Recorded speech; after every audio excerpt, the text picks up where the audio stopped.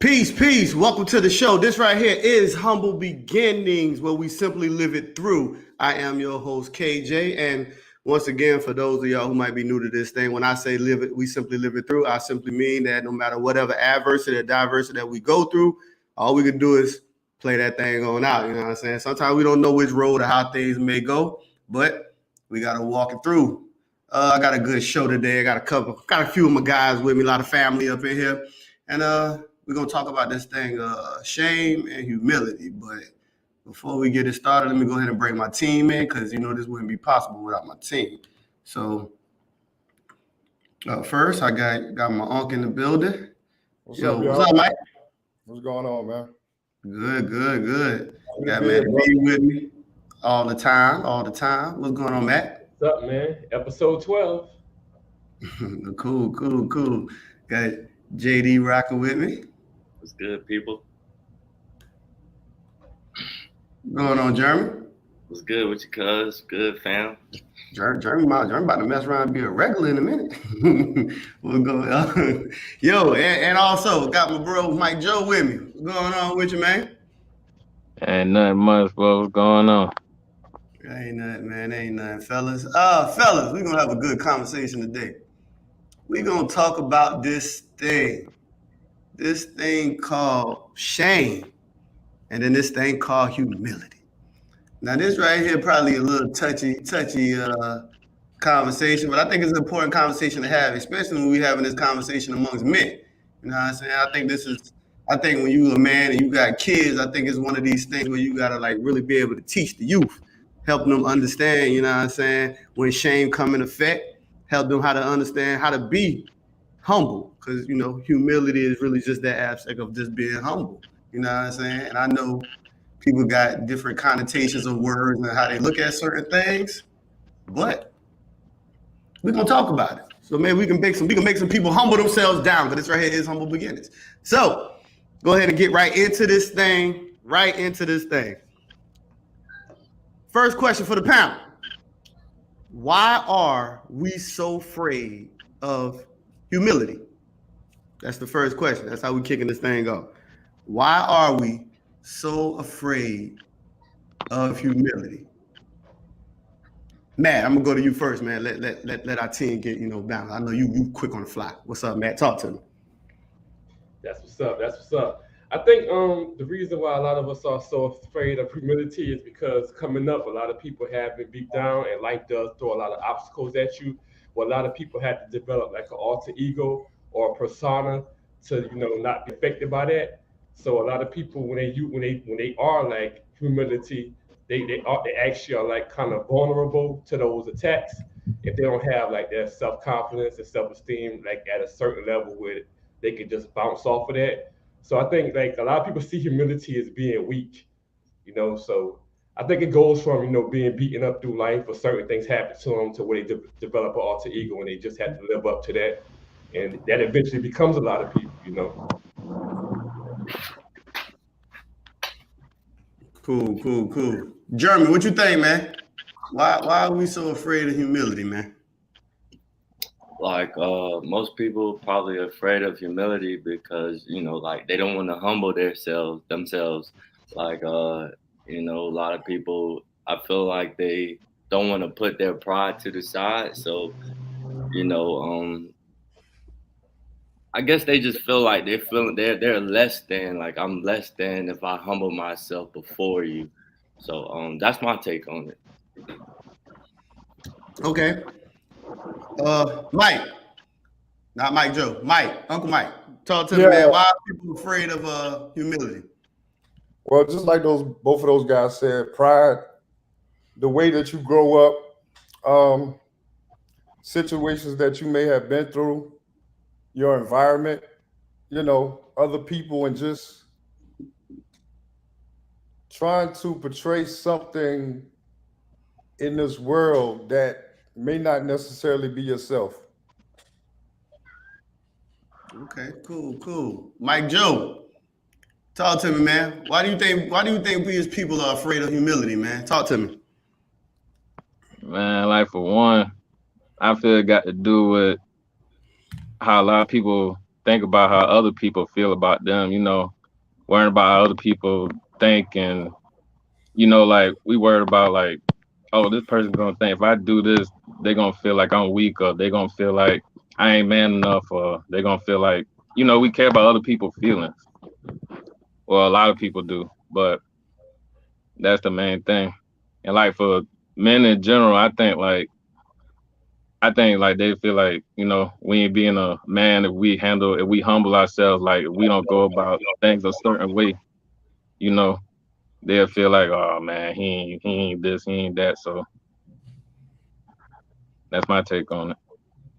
So yeah, I totally agree with what Mike Joe said. Like, I think that one of the reasons we're afraid of humility because we live in a society where we really like. I know, like we throw this saying around all the time that I don't care what people think about me. I don't care about this right here. But if we look at the truth of the matter, we really do care what people think. And when you're in those instances that you could even like that you can look bad or someone can like make you like shame you into certain stuff, like you really do care. Like we care how we're viewed amongst our peers. Now we might not care what we view about anybody, but we definitely do care how we are viewed from our peers or whatever revere that our peers hold us within. You know what I'm saying? I think for men, like a lot of us are bred to be successes. So the idea of being looked at as a failure from anybody realistically is like it's a fearful thing. It's like, dog, man, nobody wants to be viewed as a failure, especially from people who you love and you hold dear to your heart. You know what I'm saying? I definitely think that that's one of the main contributing factors. I definitely think that it could be positive as well too, because if we talk about how people view us in a lot of situations when you are when you are using humility, sometimes people, you know, they take that as a weakness, and it does, you know, deter a lot of situations that could have benefited you. Like, say, example, going to an interview. Sometimes you need to play yourself up to get that job. Sometimes you come in there, hey, you know, you use the humility of, hey, sometimes I make it, sometimes I don't get it done. You know, sometimes it don't work out in your favor. Sometimes when you're going into a situation and a female says you ain't got confidence, you got confidence, but it may be mistaken as not having confidence because you're actually, you know, using humility. So, I mean, a lot of times, you know, being arrogant or using that cockiness may also, you know, play in your benefit as well. Boy, you could tell Matt been rocking with me the whole time. That man, he didn't even know the questions, and he jumping the gun. So, but you good though, because the next question I was going to ask, man, is what are some of the lessons that can be learned from humility? And I see that's kind of where you was going with that. So that's the question. What are some of the lessons, though, that can be learned from humility? Because, I mean, putting humbling somebody, because that's what humility is. Humility is putting somebody within a humble placement. Can be beneficial. So what do y'all think, man? Talk to me, man. What, you know what I'm saying? What are some lessons that can be learned from being humble or being in a humility position? Jeremy, talk to me. You can learn a lot for being in a humble position, you know, like it goes as far as, you know, just say, for example, like if you're in the store and you decide to hold the door for someone and allow them to go in before you, or you allow someone to cut the line, you know, in front of you, that just being humble, that just, you know, being respectful and being generous. So, you know, and being a humble person, you know, can get you very far in that situation that I just explained. So, you know, being humble is a good thing for me. That's how I look at it. It also could be looked at as a bad thing in a way because you don't always just want to lower yourself to other people in certain situations. Cool. Mike Joe, what you think, man? What are some of the lessons that can be learned through humility?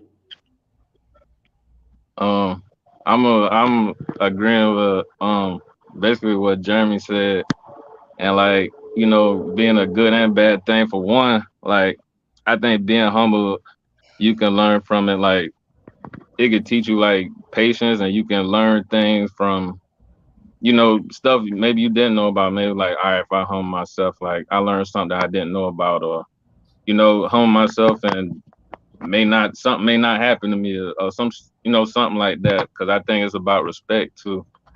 and things could go be bad as well. Like what you said earlier. I think Matt said that, whether it was about having confidence or humbling and talking like let's just say to a female or something, and you don't have that confidence in yourself, and some people look at that like like they don't like that, or going to the interview and stuff like that. So it could be good and bad. Cool. Mike, what you think, man? What are some lessons that can be learned through humility? Well, I feel like humility teaches you how to be versatile, because when you be humble, you always want to give a person a benefit of the doubt before you react a certain type of way, you know what I'm saying? So you don't always want to be humble to somebody if they're going to give you their butt to kiss, so to speak, you know what I'm saying? So it teaches you how to be versatile. You want to be humble, you want to give everybody the benefit of the doubt, and then you see a reaction that is negative, then of course you're going to reciprocate, Most definitely. Matt, talk to me. What are some lessons that can be learned through humility? One of the lessons I definitely say is when you're not using humility, a lot of times you miss out on opportunities to learn. Sometimes not having that overinflated ego and actually sitting back, you can learn something from somebody because you ain't always the smartest in the room. Sometimes somebody else can be teaching you something. So when people always overplay themselves, a lot of times they block themselves off from actually growing and learning from other people. So I definitely think sometimes humility is needed to actually learn. Cool, most definitely. So I definitely totally agree. I think that I'll be honest with you, I think that having a sense of humility also makes you a better communicator. I think that in the realms of relationships, like if you would take time to humble yourself, you actually listen more. Like you pay more attention to what other people have to say, which is a benefit. Because a lot of times we might, be emotional. We might be so quick to dive into certain things that we don't realize, like, yo, sometimes you need to just take the time to stop and listen. And sometimes that requires you to just humble yourself, you know what I'm saying? Take the humility of letting whoever it is, you know what I'm saying, get their point across or whatever it is they try to see through. Because it's not always just a relationship. It could be friendships. It could be, you know what I'm saying, any kind of relationship. Coupleship, friendships, or, even like with your parents or whatever may have you. Like, I think when you take your time and you listen to other people, I think humility can build communication skills. Like I don't think people really realize how just that alone can really build you, because we live in a time where a lot of people ain't communicating, and a lot of people can't be told nothing. Everybody think they know more than what they know because they got the internet. The internet made people feel like they can tap into anything, so they know everything. So if they know everything, why I gotta listen to you? Why I gotta listen to you when I got Google? Why I gotta hear you tell me anything when I got Google? Now I'm saying, like, yo, why I need to ask you anything, nigga? I can just type it in Google. You know what I'm saying? That's how people look at it. Like on the real, like people, they view it like that. Like, why step back from it when I can build over here? But I think the number one thing, though, I think communication is what humility can build, and it can build many others. I think that humility is like it helps settles or tame ego and pride. Like a lot of times as men, especially as men, we prideful, we egotistical, even with the way that we go about a lot of things. And sometimes humility is a great thing to help you balance that scale. I think humility is the other side of your ego and pride. You know what I'm saying? But I think it's also mixed with something else. I think we also got to tie an emotion into it, because ego is an emotion, whether people understand it or not. But there's another emotion that typically ties in with humility, and this is one we call shame. Now, shame's a mug, because shame can build a person, but shame can also destroy a person. But before we do that, I want to know, when y'all hear shame, I want to hear y'all opinions of what y'all think when y'all go into this. When y'all hear shame, what comes to y'all mind when y'all hear being shamed? Mike, talk to me. Beside me. Well, just other words that mean the same thing. Embarrassment, being disappointed within yourself, being looked at from others as a disappointment, feeling hurt or stained about something that you're not content with, you know. Yeah, you pretty much tapped into almost to the four sides. Like, oh, you know, shame come in 4 episodes. It comes through exclusion, it comes through unwanted exposure, it comes into like disappointment of expectations, and it comes into from unrequited love. So you pretty much jumped in all them things just now. Okay. Matt, talk to me, man. Well, when I first hear the word shame, I think of people not being sure of themselves or not understanding a situation in totality, because and people not willing to grow as well. I compare it to how my life is. You know, take big risks. When you take big risks, you know that it might be a reward and it might be a downfall to it. Downfall to it could be embarrassment. But if you already, plan for that embarrassment to happen, you won't even feel that embarrassed. And I have a lot of experience with that. But somebody else who didn't even plan for that, they will feel embarrassed. You know what I'm saying? Because they didn't even look at the situation in its totality. I also feel like it's it make when I hear the word, it makes a lot of people scared to react to make moves in life. They become complacent because they are afraid of being embarrassed and being shamed. So when I think of it, that's what I think about it. I think if you're confident, you know what you're doing in life, you should be prepared for a lot of shameful things to happen, unless you're a person that you don't really have a lot of aspirations in doing things out the norm. Cool. Jeremy, talk to me, man. What you think about that, man? When you hear shame, what come to you? Like Uncle Mike said, it's embarrassment. Like pretty much if you did something immoral or something pretty much that you're not happy that you did, like you're ashamed of it.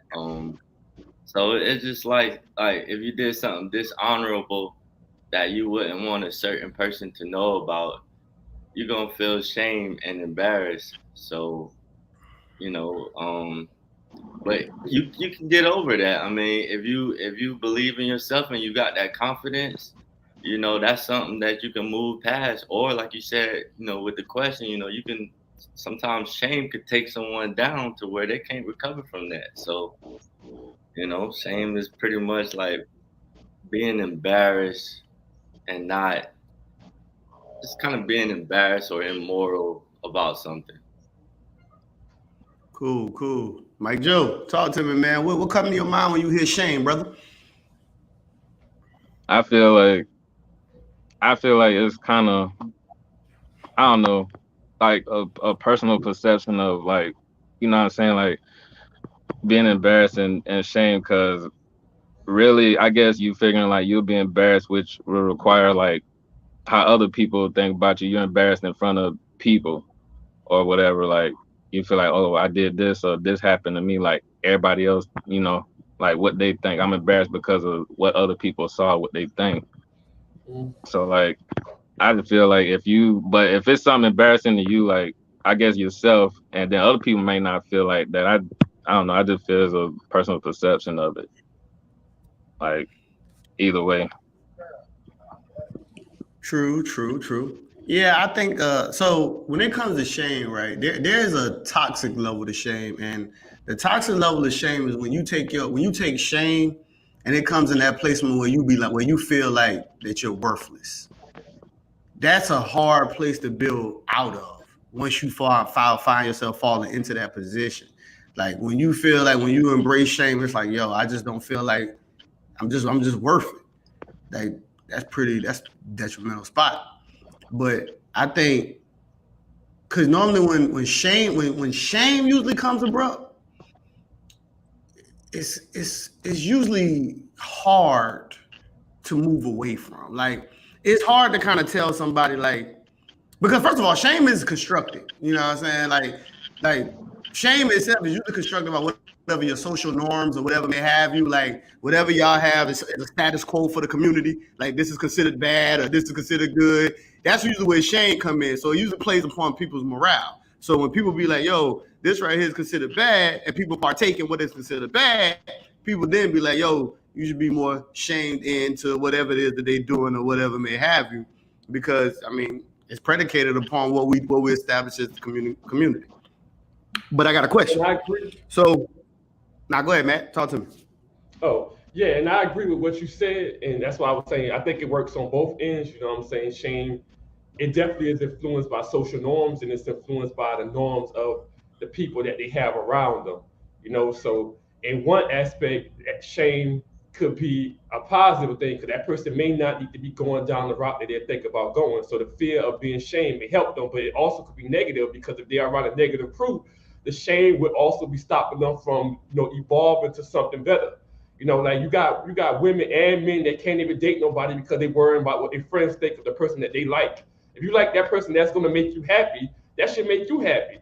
But a lot of people we see in school and we see it with adults and everything. They can like somebody on the low, but they will never bring them around their friends and family. And eventually they pull away from that person altogether. They may not even want this job, but it's a job paying more, but this other job may make them happier. It may make them grow more, but I don't want to leave a job paying more and go to a job paying less because I'll be shamed. So I think it also enslaves a lot of people in certain ways as well. But that'll go off of people's perceptions with you, though, right? Like how other people feel about the situation. The people that you care about impressing, or the people that person cares about, living up to an expectation. A lot of times it exists in the direct relationship itself. Like, watch this, peep this. I guarantee y'all understand this. Watch this. How many of y'all been in a situation with a female and you didn't want to display your full disclosure yourself because you were ashamed of what she might think of you? Because I know we go through this. I don't know who will admit it. But how many times have y'all tried to interact or deal with a chick and then you was like, you know what, man? Like, you don't even want to be honest with your complete situation because you were like, yo, I'm afraid of what she think of me, the chick you trying to impress. How many of y'all have experienced that? Everybody. I think that's more. Can't you learn from that? Ain't that like when we were younger though? You know what I'm saying? I think now you know what I'm saying, you kind of learn from that though. We older, I think that happened when you younger and stuff. You feel like you got to stay away from it. But look, that can happen now too, though, because think about it. If you trying to impress somebody though, that's what I'm saying. Maybe I don't know. Yeah, but that still can happen now at this age too, because just think about it. If y'all went out to eat or something, and your card got declined or insufficient funds, you gonna feel shame. You gonna feel shame that you can't pay for her meal. Exactly. Yeah, You got gang members that 40 and 50 years old that can't grow up because they feel to be shamed by not associated with a certain crew. Right. A lot of them guys say I've grown from that and I'm matured past that, but I made an oath to my brothers that I had to stay ignorant. That's always been mind-boggling to me. Because they feel shame if I don't stay down to the death of me. I'm gonna be looked at a certain way. My rep won't be the same. Everything I work for will be, diminished. Mm-hmm. So shame stops a lot of people from growing as well. And it, like you said, it could be a benefit, because you go through something shameful, and you learn from your mistakes, and it may build you into understanding, as a mistake. You see what I'm saying? Mm-hmm. So you go through something, you're ashamed of it.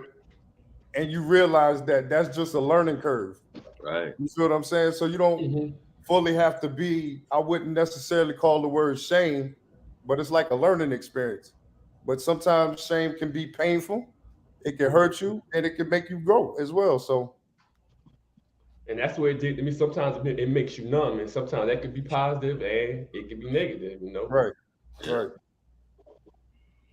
I agree, man. I definitely think that I'm not really one that I can let many things hold me down, especially when we're talking about the emotional side, because shame is an emotion. And because it's I believe in everything comes from within. So I kind of put myself in, I'm very accepting. That's why I walk with this thing of being humble. And, the humbleness and the humility brings me to a lot of these things of acceptance. So even when dealing with feeling the emotions of shame, it's I can feel, even if I feel shame for something, it's one of them things I know that it's yo, oh no, you just got to get over it. It's not one of them things that will hold me back. because it's like I look at it differently. You know what I'm saying? Like it's very few things. It ain't really much you can throw at me and make me be like, you know what? That would make me take on that sense of like, yo, I just can't live up to something. You know what I'm saying? Like even with the idea of like approaching women, you know what I'm saying? Like I've grown to the point where I'm so full of myself that I like doing certain stuff in front of women just to see their reactions. You know what I'm saying? Like, sweetheart, I can't be embarrassed out here. What are you talking about? I don't even care what people think, because if you don't know me, then if you come to a judgment, like I look at it like this: if you don't know me, and you come to a level of a judgment, you wasn't trying to get to know me anyway. And then, of course, I always say on the other side, the people who really know me, they're not gonna believe any foolish thing or anything that come about anyway, because they know who I am. They know if I'm battling with something, or if I'm going through something, they know like, oh, that Kev, he's just working his way through. You know what I'm saying? So it's like, I guess I feel I'm in a more comfortable position that if I do feel shame, I can fight through shame. You get what I'm saying? And I do know that some people probably can't battle shame because they feel like the world is against them when shame is there. Because it's a natural thing. It's a natural thing. It's an emotion. And I challenge myself so much personally that anytime I don't really feel shame that much, but anytime I do feel shame, it's usually because I let myself down. It's never from an outside source saying I feel this way about you or blowing me up. It's usually like, why the hell I do it this way? You know, why was the hell I nervous about, taking this job or going into or talking to this female? It's more of a self thing. I don't care about what nobody on the outside can really make me feel shame. It typically don't happen. I mean, it's just a scientific fact that the human brain goes through so many thoughts a day. If something bad happens to you, the mind automatically goes to the worst place. You see what I'm saying? That's just a psychological and scientific fact for all humans. But the thing is, you have to battle that. That's why people deal with things such as meditation, exercise, the physical combatants that KJ gets into, you know what I'm saying? Things like that. It's so many treatments and ways to go against that negative way of thinking. That's just the way we need to push this conversation for all the people that's listening that may be going through shame or something like that. Maybe we can give them some type of help. You just have to change your way of thought. You have to start thinking more positive and understand that that's just a scientific fact that the human brain produces so many thoughts a day. If anything negative happens, that's the first way your brain is going to sway. Well, you're getting into your bag now, man. You got a little deep on that one, man. I like that. Yeah.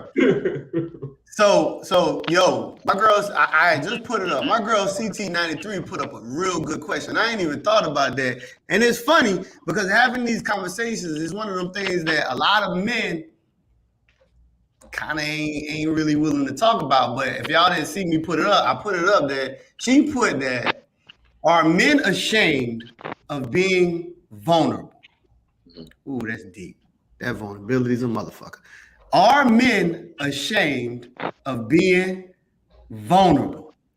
Oh man. Let's see. We gonna dive into this. Jeremy, talk to me, man. What you think, man? You think men ashamed of being vulnerable? I think men are ashamed of being vulnerable because, think about it. Like, if you were to then lose your house or, you can't pay your mortgage, you're in a vulnerable position. You're going to feel ashamed of that in a certain way. Like, you might feel ashamed to go talk to your mom or talk to your friend or your girlfriend, wife, or whatever. You might be ashamed to tell them, hey, I can't afford to pay the mortgage this month. So, you're in a vulnerable position. I feel like most likely most men gonna feel ashamed because they haven't, built themselves up to where they fully established financially. So, but some people may not. Some people just may not care.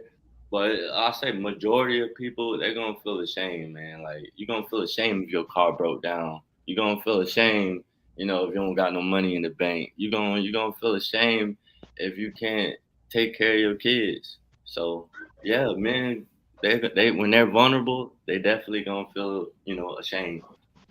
Yeah, if you care. Yeah, if you care. If you But care. even if you don't care, even if you don't care what other people saying, I feel like, for yourself, you Right. gonna feel ashamed because you're like, man, bro, I should have been situated by now, man. I'm still trying to get this and that and the third. So Yeah. even for my own self, I feel like I feel ashamed, but at the same time, I'm gonna use that as motivation to get right. But it's like so many people in this world, and I know this through statistics. It's a lot of people going through that same thing and these same thoughts that you may have about finances and stuff like that. A lot of people in this world ain't in that position. So that makes me feel more comfortable that I ain't by myself. You feel what I'm saying? If I'm not Yeah. financially stable, then oh well, I'm good enough right now. I get there. You see what I'm saying? So I it makes see me what feel you're more saying. comfortable understanding that I know I'm not by myself. And that's one of the things that we do within this world. We disassociate ourselves with the rest of the world, thinking that, oh, we might be on a certain level while this person on a certain level. Ice Cube said in the song back in the day, don't worry about where you're at, worry about where you're going. You know what I'm saying? Yeah. You feel what I'm saying? But at So, a certain time point, you're like, damn, I ain't moving fast. huh? At a certain time point, you're like, they don't seem like I'm moving fast enough. Right. Well, yeah, that how it be, man. But at the same time, you got to take a step back and be grateful for what you do have. You feel what I'm saying? You could have been Right. all the way down. Think about all the people that ain't even made it to your level yet. You know what I'm saying? You could have been all the way down, but be grateful for what you do have, and then just push for more. You see what I'm saying? Nah, that's a good build. But you know, sometimes, man, like you get the best of yourself. Right. Cause we talking about shame. Like Yeah. we keep this thing a buck. Like I remember being married, right? Not saying like, you know, you taking care of everything, but if something was to come up and you was like, dang, yo, how can I manage? Like even feeling that, like, you know, like it's that pride thing, like not telling your wife that, yo, shit, I ain't know how I'm about to make this joint happen. Because what you never want to do, see, you never want your old lady to work. So you always give like the illusion, like, yo, everything gonna be fine, because as men, you know, you like, yo, I'm gonna figure it out. Like, I know what it's about, but I'm not gonna tell her, because it's like, nah, I don't want her to worry, because you never want to put that stress on others, because as men, we take upon that burden because we take upon the roles of providers. So like when you take on the role of a provider, it's like, yo, maybe something could have came up and you like, yo, dang, I probably can't even make this happen. And then it's like, and then it eats up at you. It ain't even more so the outside world that's putting it on you. It's you. It's like, yo, man, that like now you battling with yourself. Like, how the fuck I got in this position, man? Like, I should be able to maintain this. I should be able to carry this through. And it's like, damn. And it ain't even like you embarrassed for you, like on behalf of your wife. It's just that it's like you feel more shame for yourself. Like, how did I allow myself to get here? What they call it when you driving and you being cautious, just looking out for everything? What do they call that? Not being vigilant. Well, just being vigilant. A cautious driver, preventative driving. There you go. So basically, that's how you gotta move forward within your life. You gotta think ahead and plan for these type things. You know what I'm saying? But some people fall off. I'm not thinking of any particular scenario, but of course, it'll come to that. You'll start feeling shameful and downful, but at the same time, you try to stop it before it happens. You see what I'm saying? You beat that to the punch. You beat shame. You feel what I'm saying? Uh-huh. You stop it before it happened. I was always taught, even at a young age, think about what you say before you say it. That way you don't say something you're going to regret. You know what I mean? Really analyze what about to come out your head. You feel what I'm saying? So that way you kind of looking forward and thinking ahead. That's another military tactic. How we learned in the military, right, Jeremy? You always think ahead. You know what I'm saying? So that's just another tool to put in your bag. You know what I'm saying? Yeah, ain't nothing like going to a restaurant with a girl you feeling you hoping that she don't order something expensive, Like, damn, I hope she'll order that shit, boy. That shit is embarrassing, yo. Yeah. Yo, you looking at her like, yo, she bet not do nothing crazy like order a lobster. Exactly, And you know yo. lobster is expensive. Like, you bet not. Like, come on. Like, it's like I can do it, but it's like you really don't want to do it. You like, all right, nah, my pockets ain't really filled up. Just like you that. can't go to certain restaurants. You got to go to a restaurant that got lobster. Exactly. You know what I'm saying? You secretly adding it up while you at the restaurant down. She ordering you like, damn, that $12.95 plus tax. That tax about $6. Damn. Yo, she mess around and order a margarita. That $8 more. You like, damn, that $8 for the margarita. She got the lobster, and you the whole time you sitting at the table, you running math. You like, whoa, what is this? Yo, this is crazy. I'm like, yo, now you trying to hurry up and end this joint. Like, yo, let's not sit here too long because you will start ordering more stuff. Now look, like, you normally get liquor too, but you order a water with lemon. Knowing you don't order no damn water with no lemon, but now you ordering a water with lemon because you trying to balance out this check. That's always been my most ahead of time. Like, okay, what's the most expensive thing at Applebee's? What's the most expensive thing at the steakhouse? You know what I'm saying? Mm-hmm. So that's always been my most. You know what I'm saying? Like this way I'm gonna take her, huh? My fault. I didn't know you keep going. My fault. Oh, that's go ahead. always been like my most embarrassing thing, yo. Like I always had this thing of you should be at least able to eat how you supposed to eat. You shouldn't go to a restaurant with your family, yo, and they can't order what they would. That will always get me and motivate me. When you take your family to a restaurant, yo, and they got to order the 2 for $20. You know, we can't even have a good time at the. You know what I'm saying? Because it's tense. You're not even really enjoying yourself. If you got to monitor the way you eat, you're not enjoying yourself. You got to go grocery shop and I can't buy that steak. I'm gonna get the cheapest meat. I'm gonna get you ain't really like that should be the minimum. We should be able to go in this restaurant and pay $100, $200, and I don't feel like I can't even make it through the week time. Right. Nah, that's true. Right. I feel you on that. I agree. I agree with that. Like, and I think we've all been through it. I mean, if we're keeping it a buck, like we've all been through that. It's like, yo, man, like, yo, you know, we ain't where we need to be. And then these gas prices crazy. These gas prices off the chain right now. So you make a lot of decisions. Am I gonna eat this week or am I gonna get gas? Oh yeah. You know what really pissed you off? When she ordered the highest shit and she don't even eat the whole shit. You ordered that motherfucking thing, you better eat all of it. Hey, be short at the restaurant. Hey, send a cash at Abel. Hey, let me borrow $20, bro. Cash at me $20. Where you at?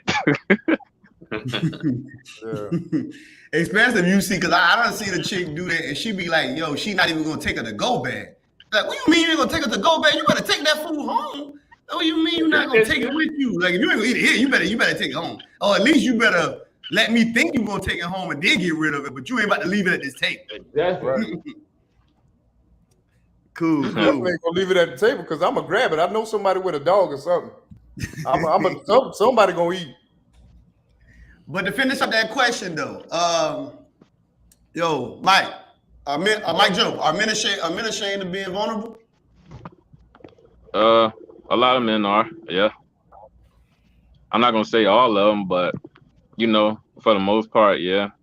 And I feel like doing that, you know, vulnerable, like also that could be kind of dangerous too, cause you know what I'm saying, like you could be vulnerable for different situations and like, you know, that could trigger something in some people. You know, you'll never know how a person may be vulnerable, like, hey, I can't pay this, or you know what I'm saying, like I'm going through this and then stuff start looking bad, like, dang, I can't pay the rent this month. Oh, I'm about to be out. Then your girl leave you, and you know that might be setting you out the edge right there. So, you know, I think for the most part, yeah. I think Jeremy, you didn't answer this, right? Yeah. He answered. He was first. I went first. Everybody answered?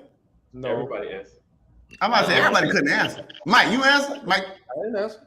Oh, okay, I'm about to say I know at least half of it. All right, Mike, talk to me, man. You think are men ashamed of being vulnerable?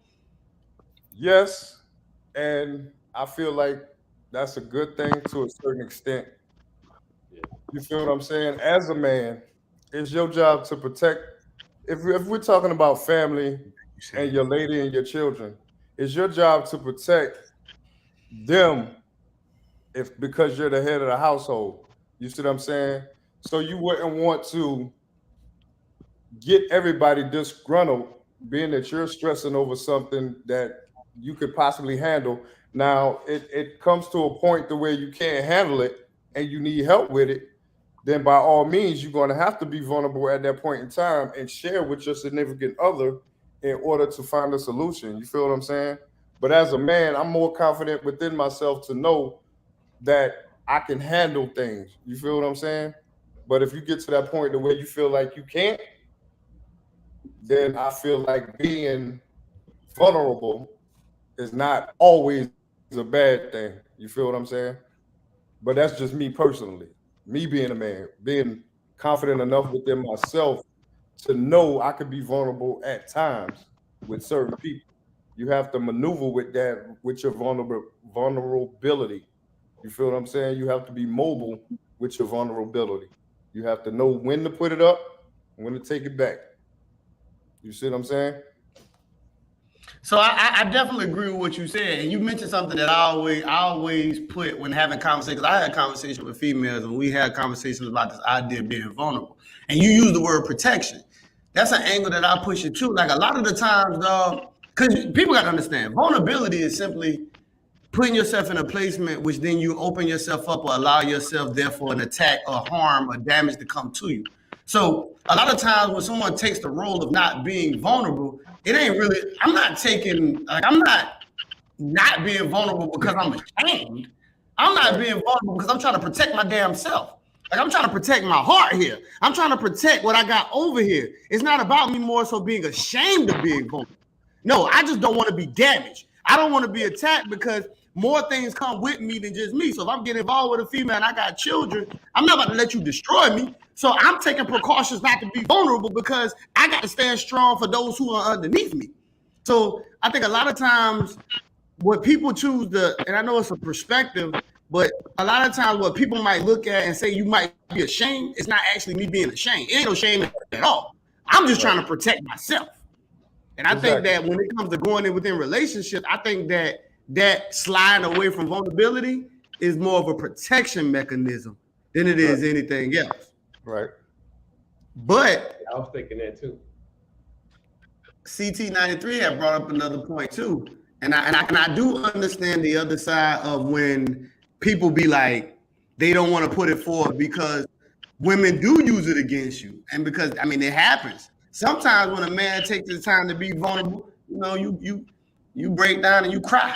You might cry, Luther Vandross, Teddy Pendergrass in front of her, and then, oh boy, you cried, not even knowing it. The moment that argument happened, she throw that shit in your face, you bitch ass nigga, your sensitive ass and all that. We can't act like women don't do this. So sometimes you don't want to step into it because sometimes women do weaponize your vulnerability. What y'all think about that? That's just for everybody. What y'all think about women weaponizing your vulnerability? That's for anybody who want to chime in. I think that I saw when CT93 put that up there, and I believe that it ain't the fact that what she's saying hurt you, it's the fact that she's saying it. It hurts you more than damn, a person I care about so much go that low to hurt me. Yep. It ain't really even the information. It's the person that it comes from.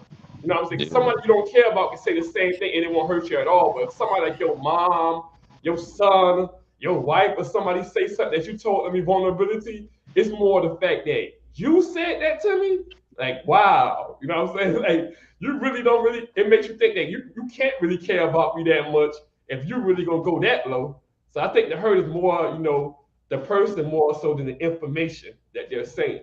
Oh yeah, most definitely.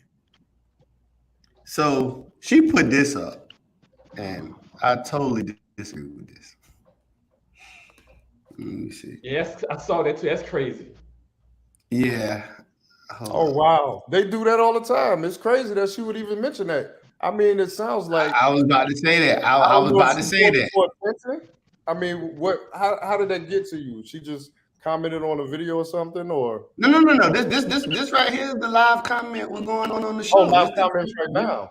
Yeah, this the YouTube comment section. Okay. Well, women do that all the time. You know what I mean? So that can't be a real stand on comment. She really can't be standing on what she what she's saying right now, because women do that all the time. Women don't want to get hurt by men, so they don't express everything that may be shameful or hurtful to them, or everything that they went through. You feel what I'm saying? Nobody wants to express everything that's hurtful to them or something that happened within their life that they don't want to talk about. You know what I'm saying? So you can't really be standing on that. I'm gonna tell. Listen, I'm gonna tell these men something right now. And I know sometimes when we get in relationships, you got people who overstep their boundaries, right? So I hear a lot of women when they have these conversations, they love to speak to this concept of you afraid to be vulnerable. Why you don't be vulnerable? Let me tell you something. And this is for women. A lot of times, this whole confessionable thing, this thing of when you talking about your vulnerabilities, sometimes that's for a fucking therapist. That's not for you to be working through. Everything ain't good. It's not good to lay all burdens and all your tribulations and everything upon a woman.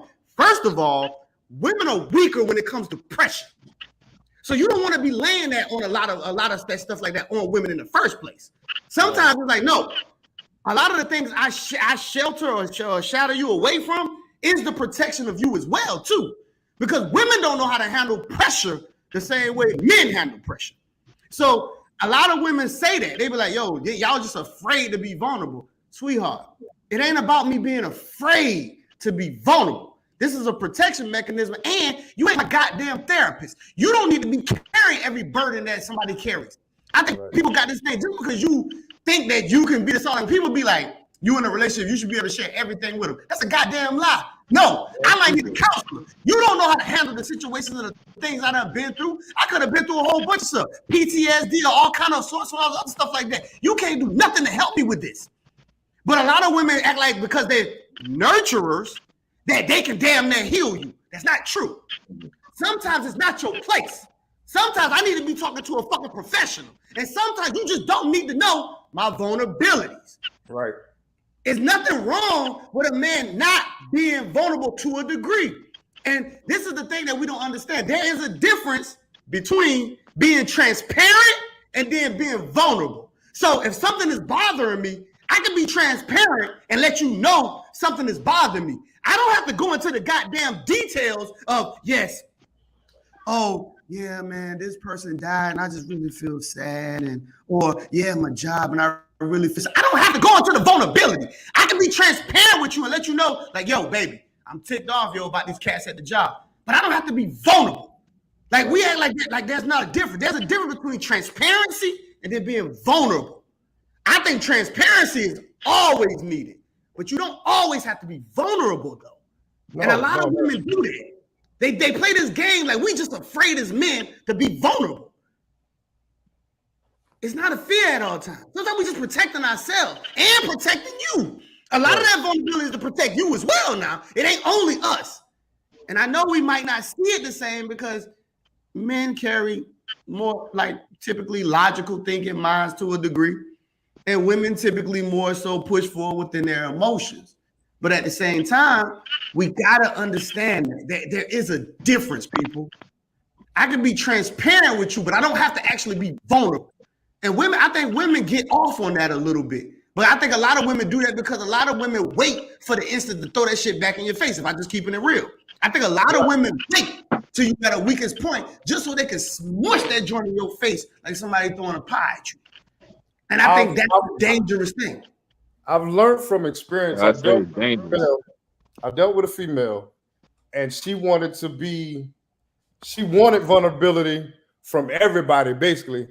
And she carried all that weight on her shoulders. And the thing that she did all day was walk around sad, thinking she could carry everybody's weight. Exactly. People walk around sad, hurt and crying and stuff like that. You can't carry everybody's weight. So carry your own and don't worry about everybody else.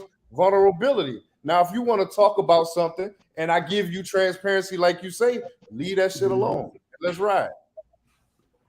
And men handling the stuff they sell. That's why I feel like you don't say too much to a feeling. Like, let's just say, like how you say, like, if you couldn't pay something, you're trying to find out stuff. You don't want to tell them because that can, you say the emotion come up with that. That could be an that could be an extra stressor right there. And you know that can make you all right, damn, I can't pay this now. I gotta worry about, if she's upset and then, if she gonna do this and do that. And sometimes keeping them cool and at bay, you know what I'm saying, not letting them know certain things, is better for you. Right. Like let us say like me, I got a little bit of high blood pressure.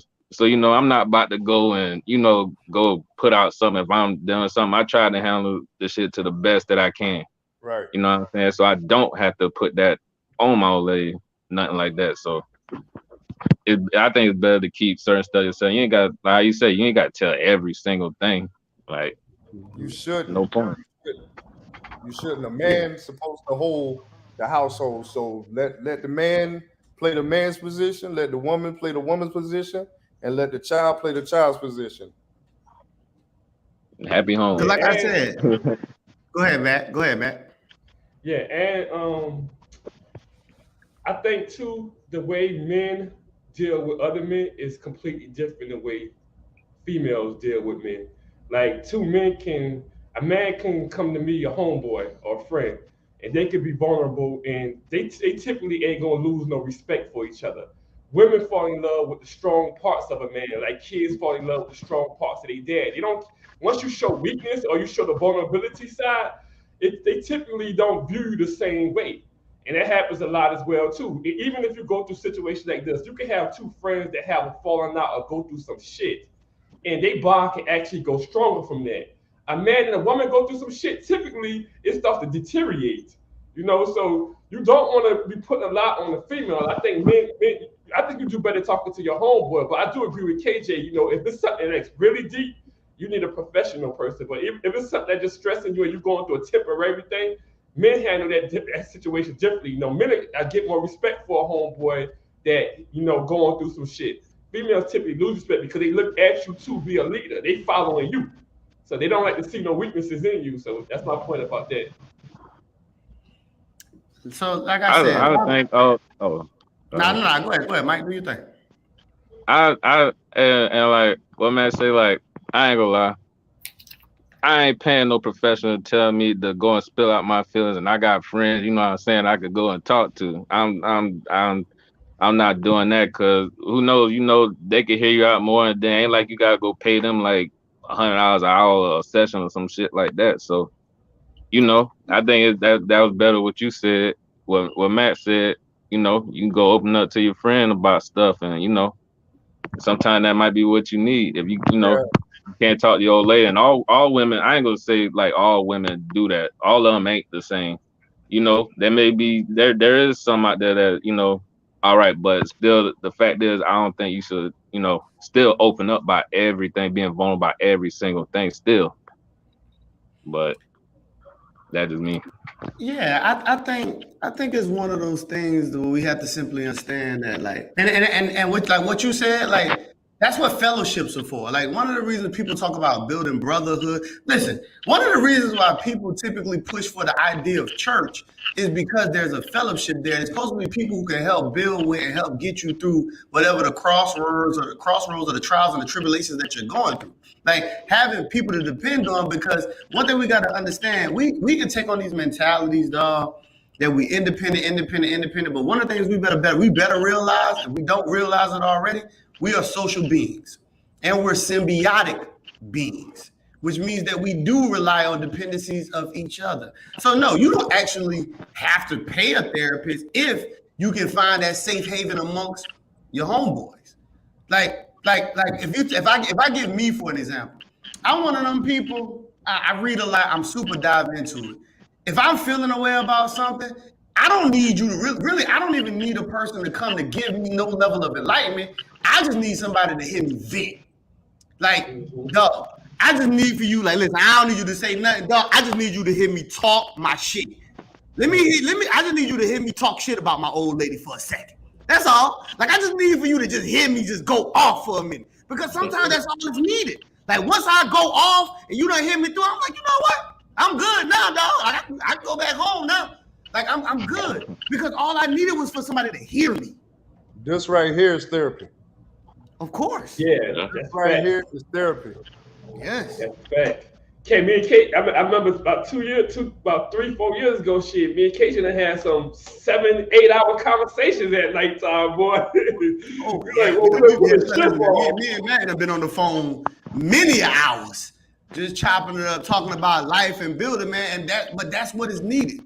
That's what when people talk brotherhood and fellowship is about. Like, cause one of the things, cause that's a shame insult come, right? So like when you approach shame, and then when you feel like you in it by yourself, it feel like you battling against the world. But no man should feel like they battling against the world. Like I know it sounds cool to say, you know what I'm saying? Maybe a couple rappers that done said, yo, me against the world. Nah, fuck that. Who the fuck want to be them against the world? That shit is stupid. No, I want people in my corner. I need people who gonna hold me down. I need the comfort. You know what I'm saying? Like I'm an introvert emotionally. You know what I'm saying? So it's like, no, I need that. Like I need people who can hear me out. Like, no, you need people sometimes just to be able to have your back. And sometimes just having people that have your back also alters the way you make your decisions too. Because sometimes when you feel like you're doing that shit by yourself, you get real drastic with your decision making too. Because you feel like, man, fuck it, ain't nobody holding me down, ain't nobody got me anyway, and then you just do something dumb. But when you know there's people that's talking to you, and people like, yo, man, listen, bro, don't spaz out, man. This all good, man. I got you, man. Listen, man, they're talking through and all that. It helped change your mentality and it changed the way that you approach conflict. You know what I'm saying? You resolve things differently. Let me throw a twist on it right quick. Go ahead. And sometimes humility stops you from putting your shame on someone else. You know what I'm saying? I'm humble enough to not put my problems on other people. You feel what I'm saying? So sometimes, me personally, I wouldn't want to bring up my issues to somebody else and have them worry about me. You feel what I'm saying? Yeah. Because I feel like I just, but at the same time, I'm intelligent enough to know if my mental health is struggling, I would go seek help. You feel what I'm saying? I'm just intelligent enough to do that. That comes with, I guess, a little bit of age and actually going through something in life. You feel what I'm saying? Yeah, most definitely. At the same time, I don't want to put my burdens on anybody else because I feel like I'm man enough and I'm confident enough to handle it. You feel what I'm saying? If I ever got to the point the way I couldn't, then I would seek help somewhere. You feel what I'm saying? So that should be a lesson to anybody that's listening. Don't be afraid to seek help if you need it. But if you got it yourself and you just need to vent, find somebody to vent to. It don't necessarily have to be a therapist, like we were saying. Yeah, and I agree with definitely with what you said, Mike. And I say to I know Mike Joe, you made the point earlier about you rather do your homework than to pay some psychiatrist $100 an hour or whatever. But if people, some people, when they got those friends that they can talk to, they need to do what they need to do. Because you should never how you ashamed of making yourself better. Like, I never understood how somebody gonna make you ashamed. I ain't say you said that, but it's people that think like that. How you gonna let somebody shame you to make you better? Like that's crazy to me. If you need the help and that's gonna make you better, you need to put the effort in it. And the money don't mean that. Ain't nothing more stronger than your mental stability. Right. So that's a big and not to cut you off, but that's a big problem that we always talk about amongst in the Black community. How we don't seek help because we so damn shameful. The idea of sitting down talking to a therapist seems like a lot to us. Cause we sit there like, man, I ain't about to go ahead and tell these white folk my goddamn problem or go tell these motherfucker my goddamn problem, pay these people and all this stuff like that. But it's like, yo, if you need help, get the help. Right. And whatever the cost it is, just get the help. Because the whole end goal to the circumstance is you trying to better yourself. That's the whole point. And I don't understand how one could be ashamed in the bettering themselves. That's crazy. That's crazy. It's just a cycle within the Black community that needs to be broken because our people teaching it to our younger people and the younger people teaching it to their people. You know what I'm saying? So it's just a cycle within the Black community that needs to be broken. You feel what I'm saying? You shouldn't be ashamed to go get mental health. But then if you do, somebody in our community looking at you sideways because they think you retarded. What the fuck wrong with you? You know what I'm saying? You know how we are. Mm-hmm. You know? Yeah, that just show you where y'all at. it's y'all on different levels. Y'all on different levels. I had somebody tell me I was reading a self-help book. I still be reading those, even though I be gaining a lot of information. I had somebody telling me, "Oh, you need to read a book to learn about this." Like they was looking at me like something's flawed about reading a book. Like you need to, the book How to Win Over People and like Influence People, that Dale Carnegie's book. Right. Like, Yeah, I know you're talking about. I was reading that shit, and dude was acting like, I can't believe you're reading a book that influenced you. Like, I'm in the streets. I talk to people all the time. You don't need no book for that. Like, so, I mean, some people just think that, their life experiences trump everything. It's like, nah, it's a lot you don't actually know. Right. And you should get help from every place. Right. And it's one of them things where it's like we got to respect that we are different amongst people. Some people, they can't learn it the other way. Some people learn all their lessons through the other side. But some of us might need to go another path. It's just about having that respect amongst each other. You know what I'm saying? Like, there's more than one way to skin a cat. We always heard this. You know what I'm saying? So however you solve your problem may not work for me. I might have to walk this path. You know what I'm saying? Like, I'm big into meditation. Most cats don't meditate, but of course I'm big into meditation because it comes with the craft of what I do. I'm a martial artist. I'm big into the traditional martial arts. So I'm a meditator. Some people might not get into that. They might be like, yo, I don't know nothing about that. That's crazy. What does that look like? So, I mean, whatever might benefit you or whatever source you use to find to balance out your life, it just may be different. I don't really see no need. Like I always say, I'm very respectful. I don't believe in knocking nobody avenues and their ways of operation. You know what I'm saying? Oh, man, let's get into this thing, man. So, we talking about these things about being humble, right? Humble and humility. I got a question. So, and we're talking shame. So we know that a lot of people live today. So we talk about the way that people operate today, right? Like we know when we pinpoint times, when we talk about 50s and 60s and 70s, we always do these time jumps when we compare people. We do this all the time. But we always love to say things about, yo, these people carry themselves a certain way. They care about their representation. They move this way with the family structure and all this other stuff like that. And then when we look at things today, especially when we look at like things that's channeling like the way our women move. Somebody made a quote one time that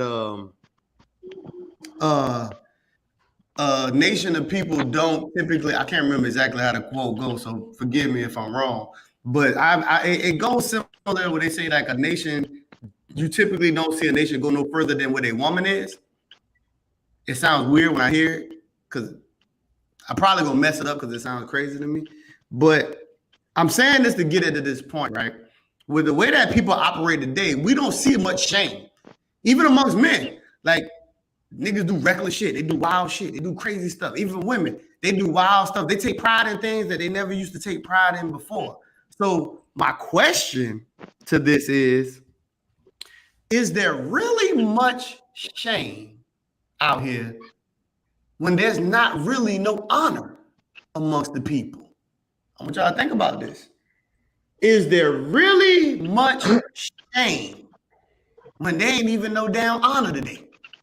How can one be shameful when there ain't no goddamn honor anyway? All right. Mike, Uncle Mike, talk to me, man. What you think about that? Is there really much shame when there ain't no honor out here anyway today? Yes and no. Because, I mean, I can't pinpoint every single person, and I don't know everybody's situation. But for a person that was raised with certain morals, there will be more shame and more humility for them versus a person that was raised by someone that had no shame or humility growing up themselves. Say, for instance, a Crip raising their child to be a Crip. You feel what I'm saying? In this type of world today, they would have their children growing up cursing and things of that nature, and they would think that it's fine. Me, on the other hand, I was raised with a family that grew up in the church and things of that nature. So I would look at it as something being wrong. You feel what I'm saying?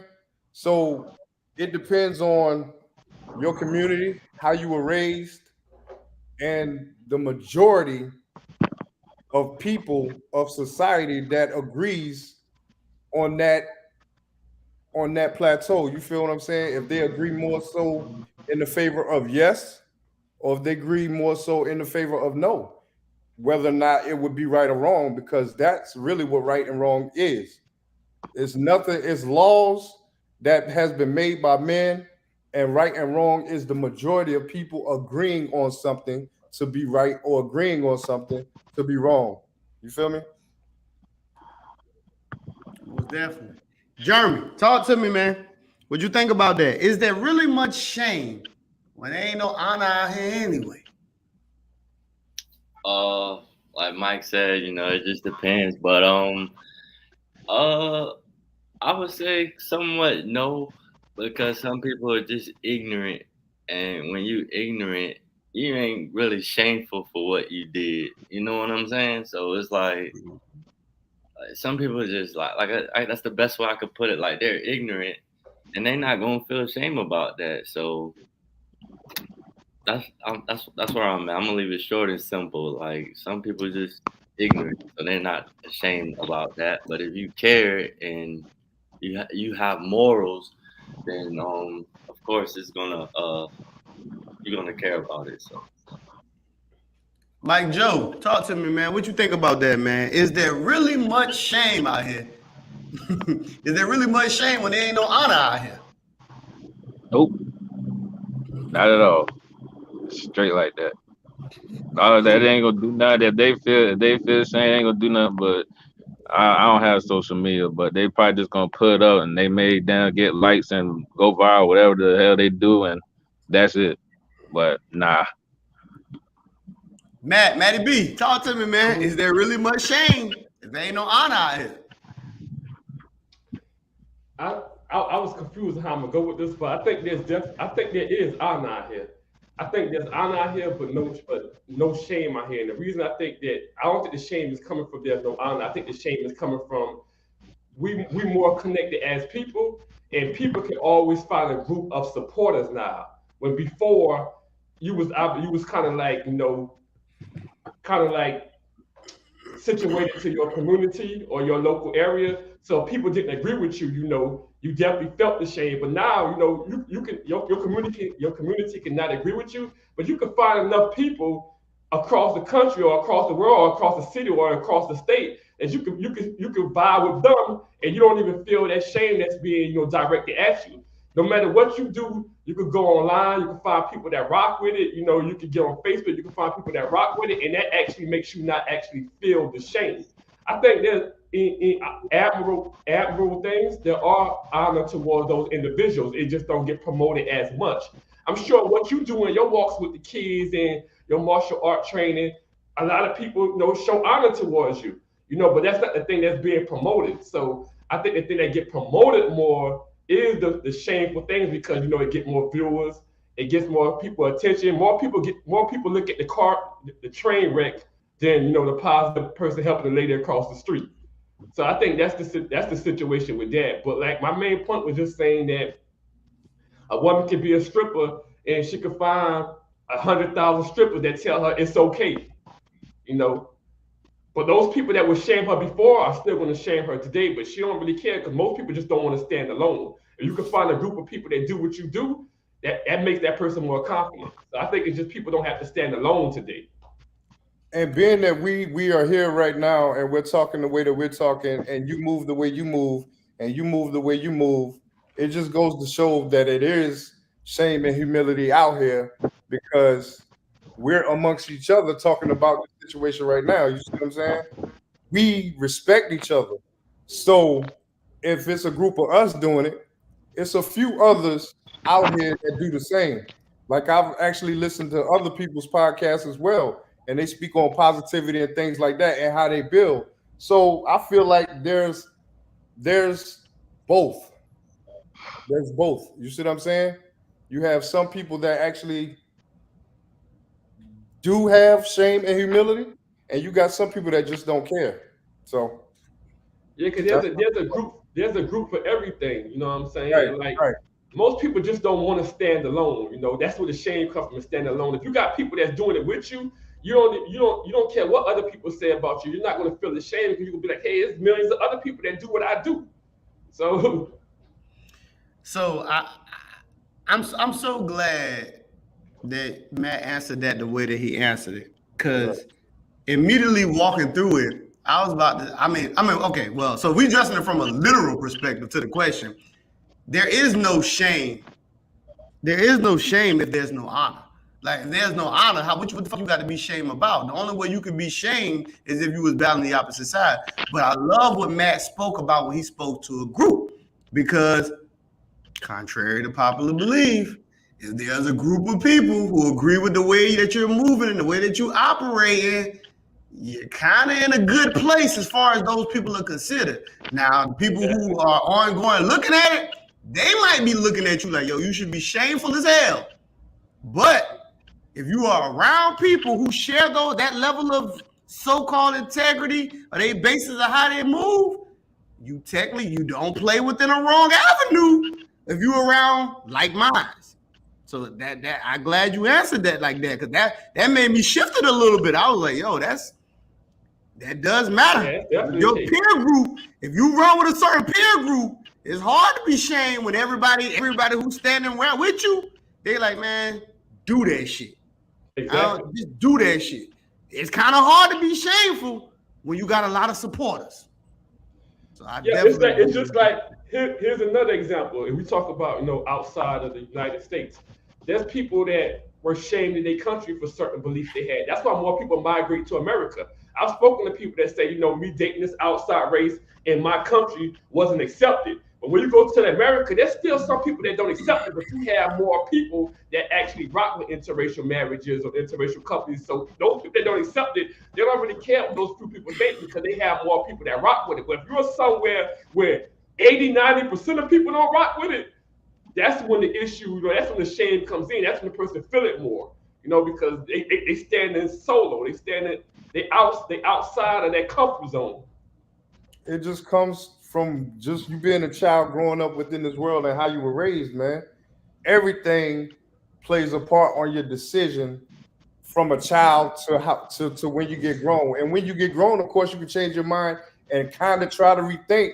But if your ground morals are instilled in you, then you move a certain type of way. You feel what I'm saying? Yeah, so, it's a fact. Yeah, it's a fact. So it doesn't matter our opinions on what we're speaking on right now. It depends on the person that you're molded into. That's the whole thing that makes your decision, or your way of speaking, your way of speaking. It's the way a person was molded. It's because things that molded this person into who they are. You see what I'm saying? So real quick, I want to know y'all thoughts about this. I got mixed signals about this right here. So my girl CT93, I got it up on the screen, but I'm gonna read it to you. It says, women today are no longer ashamed of being promiscuous and dressing slutty. Men are no longer ashamed of not being a father to their children or impregnating multiple women. What y'all think about that comment? I agree. I disagree with the second part of it, because I don't know too many men, especially in our era, that ain't in their kids' life today. Because I think a lot of people are trying to right the wrongs of their fathers. So if you think about the millennials, it ain't too many men out here having kids and not trying to be around their kids. I don't see that no more today. So I think that's something of the past that a lot of people are still regurgitating, but I don't think that's something that's happening now. Y'all personally, y'all give me y'all points of that. Do y'all know a lot of people in y'all peer group that's not doing with their kids? I'm older than y'all, so yeah, in my era, yeah. That's why I said I agree. You feel what I'm saying? But I learned from other people's mistakes. You feel what I'm saying? But I've known quite a few people that spread their seed and wasn't in their kids' lives. You know what I'm saying? So. Oh yeah, listen. I agree with the sentiment of it. Like, I definitely agree with the first part, and then the last part. I mean, I have mixed signals about that, because I think it plays upon both. Like, I think that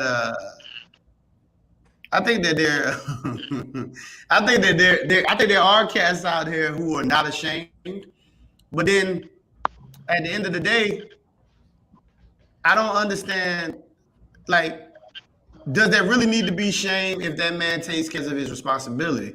Because most men today are not measured by the fact that they have the multiple kids, but we're measured by our provision.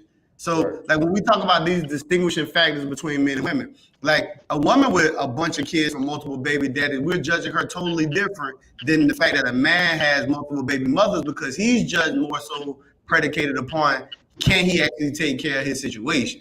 Because if that man goes to get with a woman, if he can take care of his kids and he can maintain it, most women ain't really looking bad at you if you can maintain, because they're looking at you for provision in the first place. So Right. I think it's one of them things that's channeled by what people expect as far as value. Like a man going into trying to approach a woman and you see she has multiple baby fathers, it registers a little different because it's all about what you're looking for from that woman. You get what I'm saying? So I think it's an offset in there. I think there's a double standard that runs in that, which is kind of making it a little iffy. You know what I'm saying? Because I'm looking at it from the perspective of what it is that women look for when they approach men. And I'll say this too. This is just my opinion. I don't got no facts to back this up. But I think a lot of women also conflate a man not being in the household with a man not taking care of his kid. And a lot of women conflate that a man not being with the baby mama is not caring about the kid. I've seen that happen a lot of times way back. Well, if he cared about the kid, he would still be with me. Well, that's two different things. A man not dealing with you is not the same thing as a man not dealing with his kid. And a lot of women use that and say that same phrase when that's not the same thing. That's completely two different things. Well, you know, it ain't nothing like a woman scorned, because it's going to be emotions involved. So they're going to use that, and if you're not going to be with them, then it's going to be trouble within that co-parenting situation. You feel what I'm saying? Now, It may not be like that all the time. It may not be like that. Huh? It may not be like that all the time, though. It just all depends on who you know what I'm saying? You don't know who you lay down with, like, you know, who you had these kids. You don't know the realness until after, you know what I'm saying, that situation come about.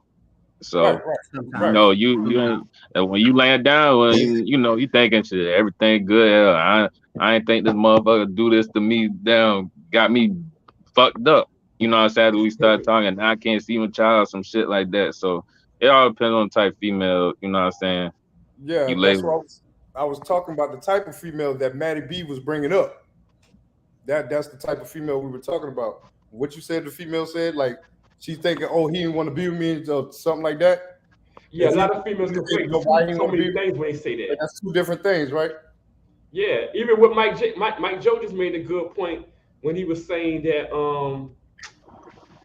damn, I forgot, I just lost my train of thought. He was saying something about the damn female. What you just said, Mike Joe?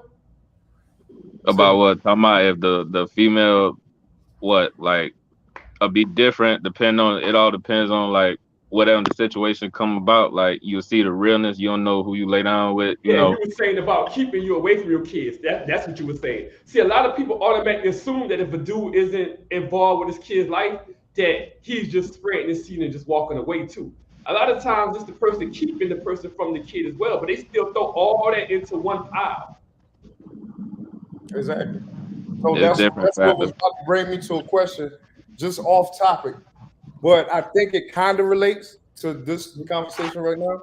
So say, for instance, a female had a child by a man, and the man ain't in the child's life, or the man, she's keeping the child away from the man, you know what I mean? But he's capable of taking care of that child, and she wants to be selfish because she loves the child so much that she just wants to be selfish and keep that child in poverty and not able to take care of that child and continue to be on food stamps and things of that nature. But she always says that she'll never give away her child.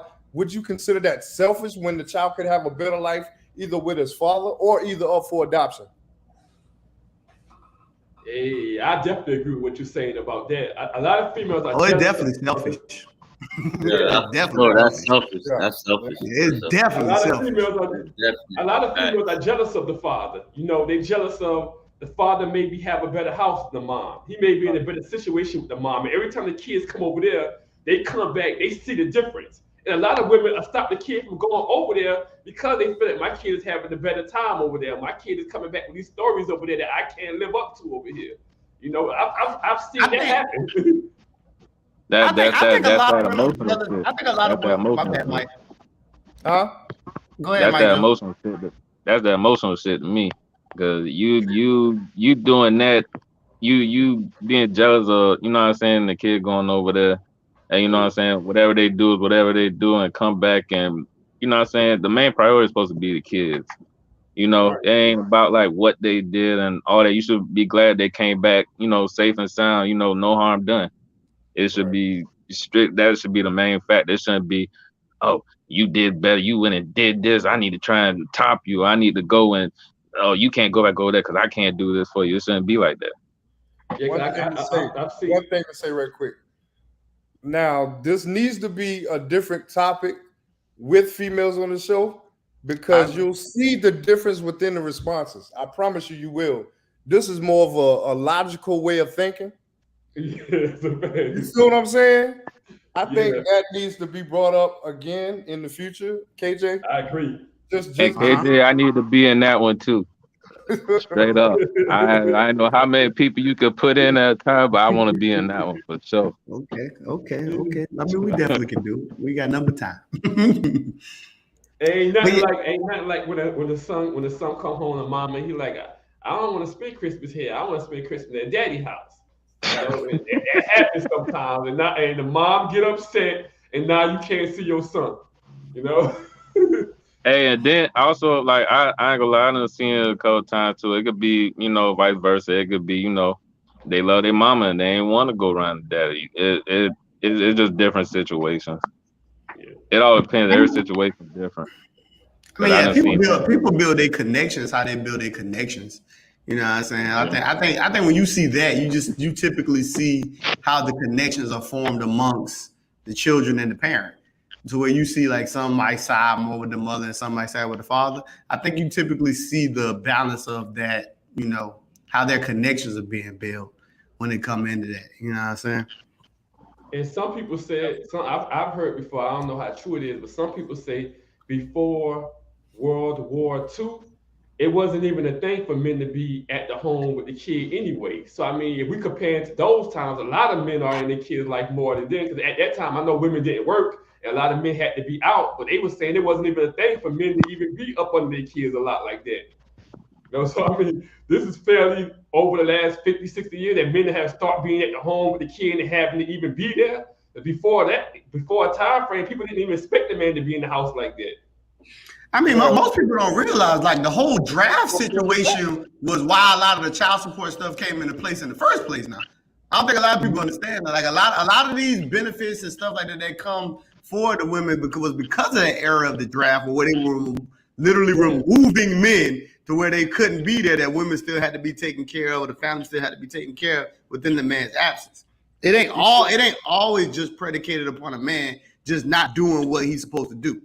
I think sometimes we just lump all that shit together, but that's not always the predication of how that came about. Well, the way that we base on how relationships are somewhat supposed to be nowadays come from, you know, tribes in Africa. It was the man's job to go out and hunt. It was the woman's job to stay home with the child and take care of the household. You feel what I'm saying? And the first person within the world, the earliest skull that was discovered was a black person. The earliest skull within this world. You feel what I'm saying? So that's a scientific fact. So that's kind of like, you know, we all originated from that era of the world. You know what I'm saying? So. And what you think about what I said, KJ, as far as I've heard people say that, you know, a lot of men get dogged for not being around their kid life. And I don't believe it's a lot of people that ain't involved in their kid life, but they say that. But some people say that's not even a natural thing. Like a lot of people say, I've heard people say it's not even a natural thing for men to want to be around their kid all the time. Like men are typically go-getters and trying to accomplish things, and like that's a very recent thing.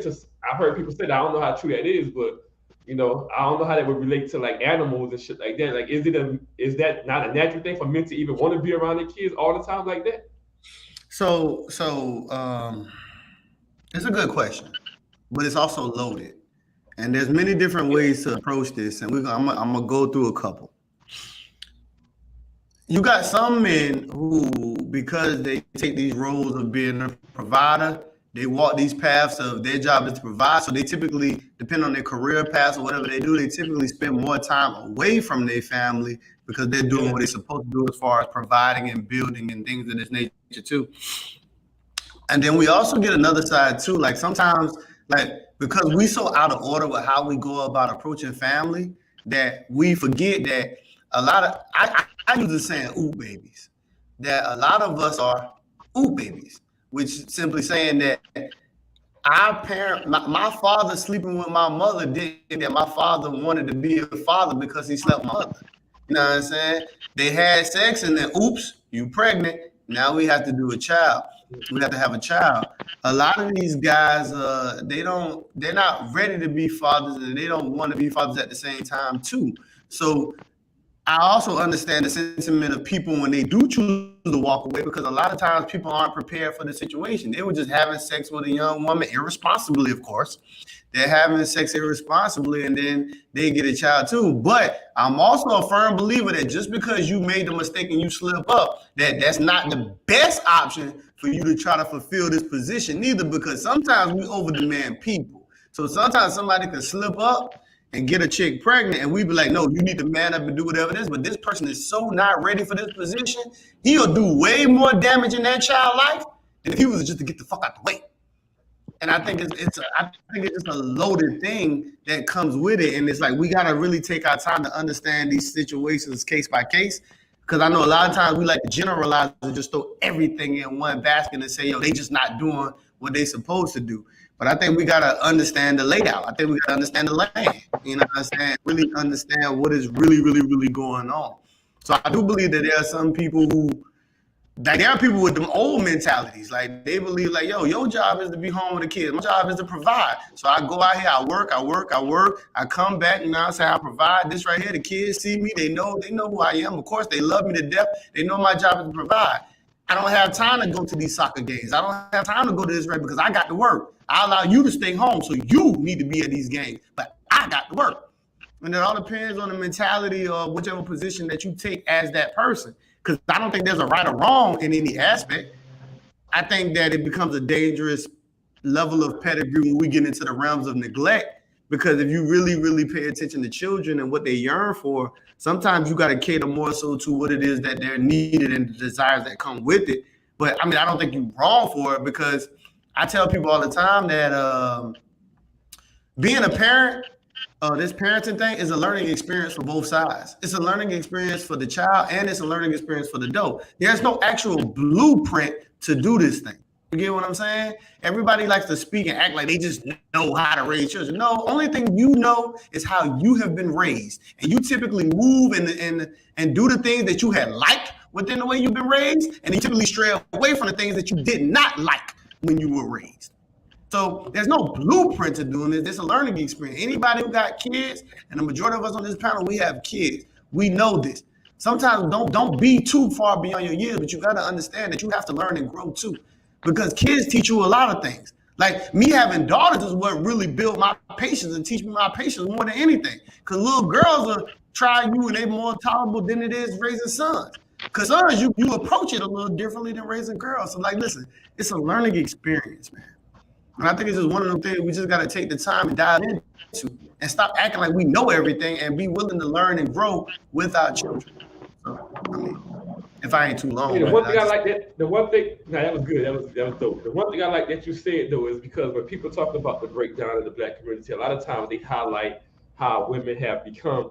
And you made a good point when you said about like the man responsibility, because people also fail to realize too, at that time with like shotgun weddings and everything, the breakdown of the community also allowed a lot of men to get women pregnant and can freely walk away. Even though you got child support and everything, a lot of times in those days when people were community, that man was forced to take care of their family as well too.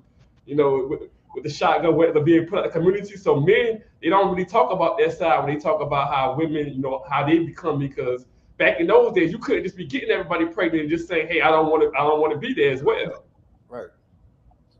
What y'all think about this, man? My man Kev, from Kev's perspective, said at CT93, men are less ashamed of impregnating multiple women because women are less ashamed of being impregnated by uncommitted men. At one point, having illegitimate children was shameful. That's a Kind of fact. got a point. Kind of got a point. But it goes back to my question about the honor. You know what I'm saying? Is it really much shame when there's less honor? Women don't hold the honor of carrying the children by that, so that would then breed the lack of shamefulness that comes with it. Yeah, even in those days, it was a norm of a men to lust for women. Of course, all the time. That's why they kept certain women out the church that dressed a certain way. So it was no one really got mad at the man for trying to, you know, chase women and trying to get certain women. It was more responsibility on the woman of carrying herself a certain way and preserving her body. So they look more, you know, ill-advised on the women to give it up than the man of getting it. Most definitely. Most definitely. Quick question for y'all. Which one do y'all think is worse? Y'all think shame or guilt is worse? Now, they are different. Guilt. Shame is more so of an act. Well, shame is actually an emotion, but guilt is a little different.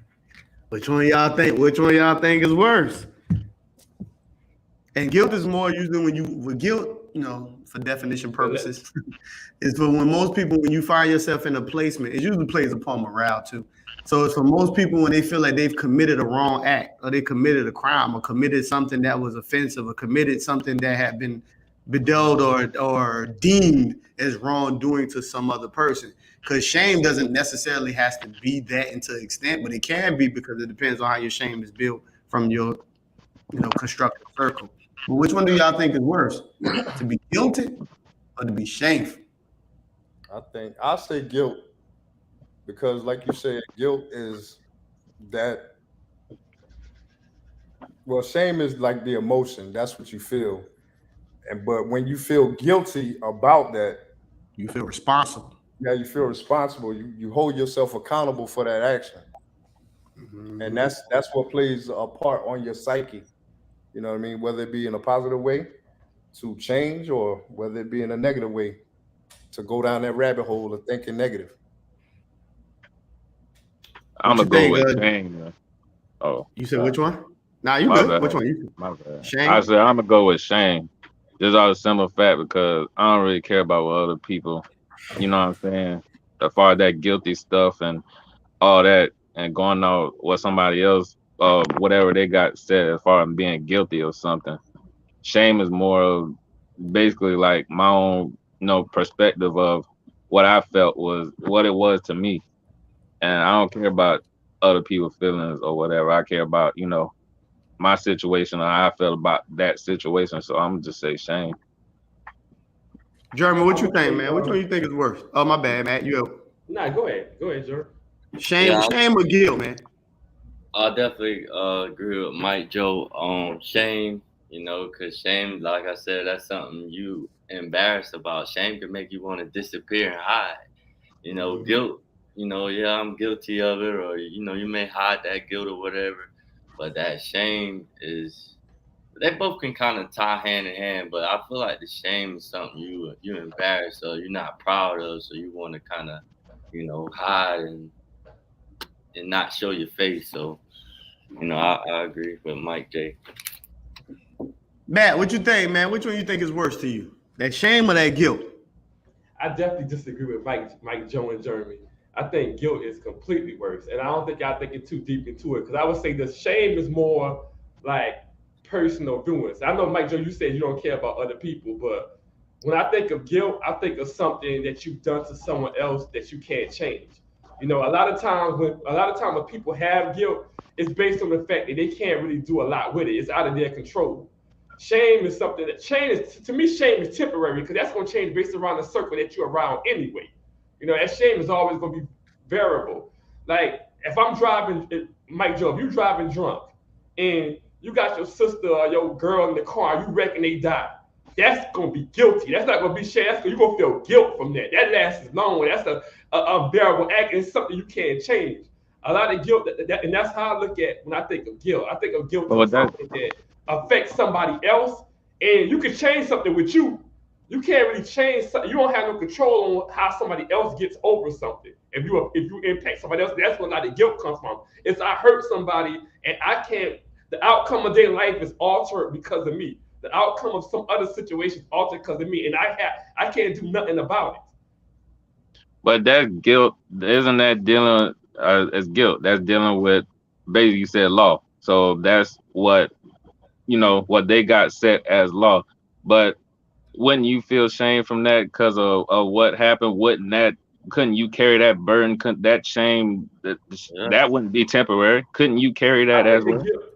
I think you can carry both at the same time, but I think that guilt lasts longer than the shame. I think you can get over this. I think people can forgive you and you not feel shame, but you still will feel guilt that you played a part. But even when you bring it up to someone, like just say you were to bring this up to your mama or one of your peers or someone you looked up to, you gonna feel shame to tell them. Cause that guilt, like you saying, like from correct me if I'm wrong, from the definition, then you say that that's dealing like basically like anything with how other people or something. Yourself responsible. You're holding yourself responsible, yes. So yeah, so quick. So if I chime in real quick, right? So I'm definitely on the same side as Jeremy and Mike Joe, and I'm gonna explain why. I'm on that side because the shame is more eternal, right? I understand completely what Matt is saying when he's channeling the guilt, but see, the guilt only holds its weight if you allow that leverage of other people to play upon your morale and how you typically go about things. So for me personally, the guilt wouldn't hold no leverage at all because the only thing that could make me feel guilty would be you feeling the way. And I don't give a damn how you feel. It would have to be, for me, the shame would be greater because it would be my personal, like that's because shame is an emotion. So shame is my personal attachment to it. Guilt wouldn't be my personal attachment as far as such, unless you hold other people's viewings or their regards to you in high revere. Because then if you looking at it, and that's the humility side of that shamefulness of it, if you hold other people's viewings in their way to looking and viewing at you, I can see how guiltiness can be the highest point for most people, because most people hold other people's thoughts and ideas about them greater than they hold their own about themselves. I wouldn't say that. I would say, like I told you, the difference between right and wrong is the majority. So if it was a situation so someone had to judge not necessarily. Okay, not necessarily. Right and wrong is in the only person, yourself's point of view, basically, of what you view as right and wrong. But if you got a crowd that's you had to listen to, then it's the majority, right? The law is the majority, right? You feel what I'm saying? It's the majority of the people. So they're determining what's right and what's wrong. So that's the reason why I define that definition like that. It's what the majority agrees upon that makes something right or wrong within the society. That's how we come up with laws and things of that nature. If the majority of people agrees with it, and you disagree with it, if you disagree with it, and that's what they say it is. Yeah, that's not true. But that's not actually true though.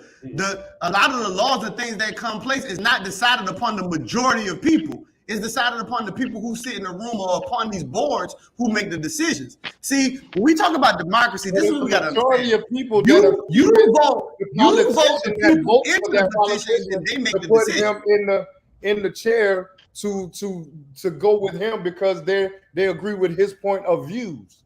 You see what I'm saying? But it's not. But one of the things we got to understand, because now we're diving into the realm of politics. A lot of times, people are uniting people or putting people up forth. They don't agree. A lot of times, they're not in agreement. They might agree with one thing this person may stand for, but then a lot of things he might put forth, they might not agree. But this person is the politician. Who made that person a politician? The majority of the people. Right? No. I don't disagree with that part. That's what I'm saying. That's what I'm saying. But you also said that they agree with him. They might agree. They might have anointed him this position because they agree with something.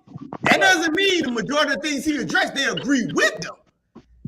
They might agree with one particular thing that stuck out to them, but then he might start going into certain stuff in his campaign. They might be like, "Whoa, I don't agree with all that shit now. I agree with this part." Exactly. So it's not necessarily true. So, I mean, if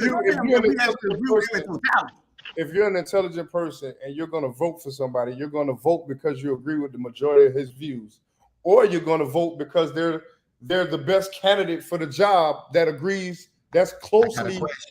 But you said majority, not everything. Now I got a question though. Do you think the majority of people get out here and vote? That's what determines right or wrong. The majority. I got a question. When we talking about voting for people, you think the majority of the people out here who get in and voting are intelligent people? Just you personally, do you think this? No, I didn't say that. No. I'm asking you. I'm asking, do you believe this? Not everybody, no, but a lot of people are. I mean, I don't know the statistic. I don't know everybody. I can't say whether or not. No. I'm not asking you to do that. I'm just asking you just your personal opinion. Like, do you believe that the majority of people that get out with this vote think they are intelligent people?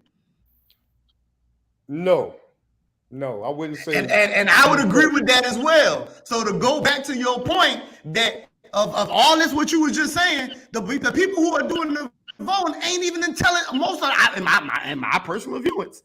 I don't even believe they're the intelligent people, which then overrides all these points now because the niggas who doing the vote ain't intelligent people anyway. All right. Let's scrap all that. Listen to my point. If 10 people was in the room, and 7 people agree with me and 3 people agree with you,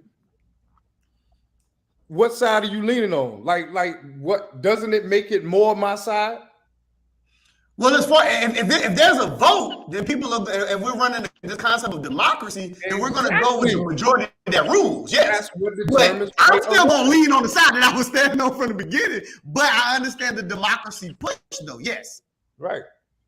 That's all I was saying. But just because the majority rules don't make it right, neither though. It doesn't make it right. When you said that part about the majority is typically what dictates whether it's right or wrong, that's not true necessarily. But just because the majority of people agree on it, don't mean that what we're doing is right. In this society, if the police and the judge go against you, the majority of them, and it's just you, guess who going to jail and who not? You going to jail, but that won't change my feeling of what I felt was right and wrong. Right. You can feel the way you want to feel. You can feel the way you want to feel. You can feel the way you want to feel. But the majority, the jury, the police, the judge, the people in society that looks at you after you get out of jail and you got this on your record are going to consider you criminal. They consider me criminal. They consider me criminal. Wait. But if we went to trial, right, and we did a judge trial, there is no majority because your faith is literally placed upon one person. He's the only person that makes the decision. There is no majority rule because he's literally the only person that makes the decision. Now, jury trial, yes. But if we do a judge trial, there is no majority because he's the only one that has to say something. No, it's your word against you can't have a majority if there's only one person who has the final say. Against the cop's word. So it's the cop and the judge. That's what I'm saying. No. But the cops are not the ones making the decision, though. Y'all are both you and the cop are arguing your own premises. The person who makes the judgment is just the judge. Right. But whose side you think the judge is gonna go with automatically? No. I understand that. But before we get into that, we got to understand when we're talking about the decision making. The cop is not making the decision making. We're talking about the decision making part that only lies on the judge. But it's So still that's the why I majority said against you it. and the cop, y'all both are doing your own thing of trying to prove your case. But it's decision that lies on that one individual, unless you choose to take the jury trial. That's why people say I'd rather be judged by 12 than carried by the alternative. Because the more people you get involved with, the more people you have to be able to divide up how this thing lands. Right. And as far as the original question, the rebuttal what you were saying, I just think, I've seen more people when more people suffer from guilt. I've seen that burden go way deeper and takes them way into a rabbit hole more so than somebody feels shame. Shame to me is usually a temporary thing that somebody feels at the moment. Then they get around another group. They are in shame based on the group they are. But you feel guilt, no matter who you're around, no matter where you at in life, that guilt is still there. It usually burdens that person longer. So that's why I think that guilt is definitely stronger. People, a lot of people that commit suicide is more based off guilt. To your point, I said that though. I said that the guilt will burden more people more because it's predicated upon, if it depends on the individual. If you are in today's society, most people, we hold other people's opinions of us more valuable than we hold to ourselves. I don't think it got nothing to do with nobody. Guilt would definitely uphold that a lot more moving into that than it is anything. But I don't think guilt has nothing to do with, in some situations, yes. But I think a lot of people can feel guilt and they don't have nothing. I think a shame definitely comes from outside sources. I don't think no. What you're saying is backwards. Shame is an actual emotion. Shame comes from within. Because shame is your emotion. Shame comes from the perception of what you think other people think of you. It's something that you can't deny. Nobody's ashamed. I'm saying something different. People. No, I'm not talking. Shame is more internal. Guilt is actually more constructed from society norms, is what I'm telling you. No. Because watch this. Wait. Watch this. I want you to break this down. Watch this. Let's break it down. This is what we do.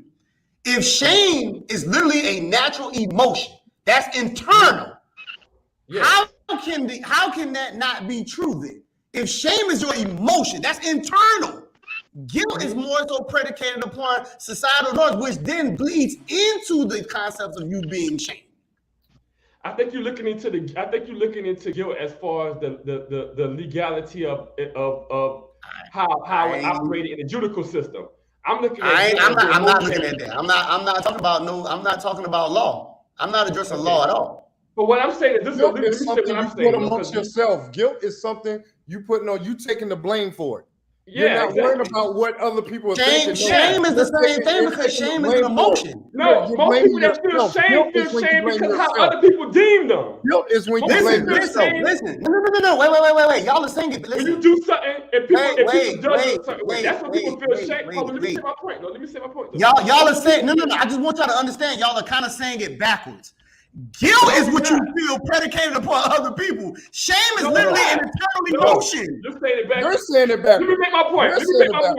If I'm driving, if you feel guilty, go ahead, Matt. Go ahead. My fault. If I'm driving, like I use the example for Mike John, I use the example for me. If I'm driving drunk and I kill my little brother, I ain't got no little brother, but I kill my little brother. It don't matter what anybody else think. They can say we know it was an accident, we don't it meant to happen. I'ma feel guilt based on how I feel about the situation. It don't got nothing to do with nobody else think. I would feel ashamed based on how other people judge me. If other people judge me and they're picking at me or they're throwing in my face, a shame comes from what other people are deeming towards you. Guilt comes from how you personally. But how did y'all put that? I'm telling y'all, I'm literally telling y'all are saying that shame is your natural emotion. But who brought the thing talking about now it gets on record and all that stuff? Didn't you say that was with guilt? Talking about now I got this coming out of jail with a record and all that. You can't come out of record off of shame and you guilty or something. Watch this. Somebody said that. Wait. Watch how I do this. I'm about to help solve this right here. Watch this. Shame. This is what shame is. Shame is the painful feeling arising from the consciousness of something dishonorable, improper, ridiculous, etc., done by oneself or another. That's why I keep saying shame is the internal. Shame is naturally within you. Shame is not predicated upon other people. Shame is your emotion. Shame is you. That's you. That's internal. Guilt is literally more predicated upon the other. You made a point sound like your point, but still you ain't proving the point. No. I gave the definition to prove to you that shame begins your more definition, internal. but okay, shame now don't take away that guilt is not discredit the internal as definition well. of guilt. Discredit the definition of guilt. All right. So I'm not disagreeing with you that shame is something internal, but it's still coming from, a lot of times it's coming from how outside sources make that person feel. Right. Now the feeling is internal. Watch this. So guilt is simply the fact or state of having committed an offense, crime, violation, or wrong, especially against moral or penal culpability. The feeling of responsibility or warrants of some offense, crime, wrong, whether real or imagined.